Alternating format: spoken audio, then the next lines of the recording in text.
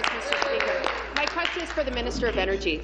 Last week at the Roma-Okra Conference, Minister, you faced criticisms from municipalities for your government's total disregard for rural Ontario, as demonstrated by your failed green energy scheme. And you know what, Speaker? The NDPs can't get a free pass on this either, because they talk out of both sides of their mouth, but the fact is they are supporting some. Time ago, that has been deemed to be unparliamentary. I'd ask you to withdraw. Okay. So, Minister, back to you.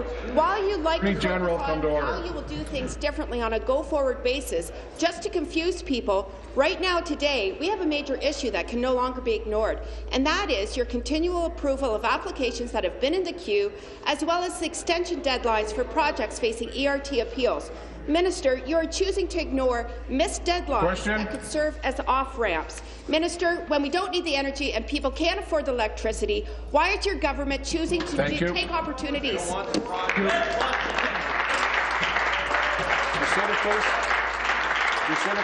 Thank you. Minister of Energy. Mr. Speaker, there are approximately 255 contracts which have been awarded for renewable projects, which are still not completed. The issue has been raised consistently in this House by the opposition. And in the first instance, Mr. Speaker, the leader of the third party said that he would cancel those contracts, Mr. Speaker. Then, Mr. Speaker, he said he would not cancel those contracts. Then, Mr. Speaker, at the international ploughing match, he intimated that he would cancel those contracts. Now, Mr. Speaker, he's really put it in writing. He now has the Million Jobs Act, and in the Million Jobs Act, they're assigning to the Minister of Energy the right to cancel these contracts, Mr. Speaker. Contracts that represent $20 billion in energy. They are going to expose the province to $20 billion in liability. Thank you. Mr. Speaker. Supplementary. Minister, you're spinning more than a turbine. This government claims that it is honest and transparent, but the fact is communities and concerned citizens are no longer able to find out if a proposed wind project has gone past its commercial operating date, therefore violating terms of its FIT contract. To be specific, this information is no longer on the OPA site. It's been removed on purpose. Minister, when will your government finally be honest and transparent and tell people of Ontario exactly what is going on with your fiasco?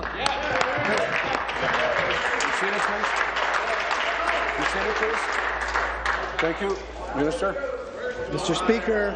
Speaker, the member spins more than a wind turbine. Mr. Speaker, and Mr. Speaker, we have indicated, Mr. Speaker, that we're changing the procurement of large renewable moving forward.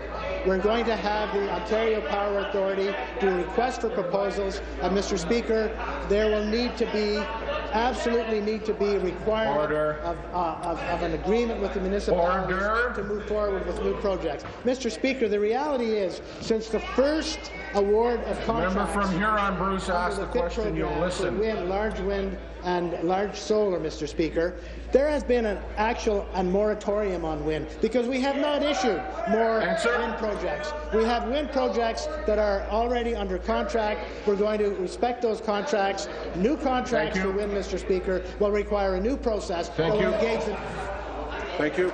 New question. The member from London.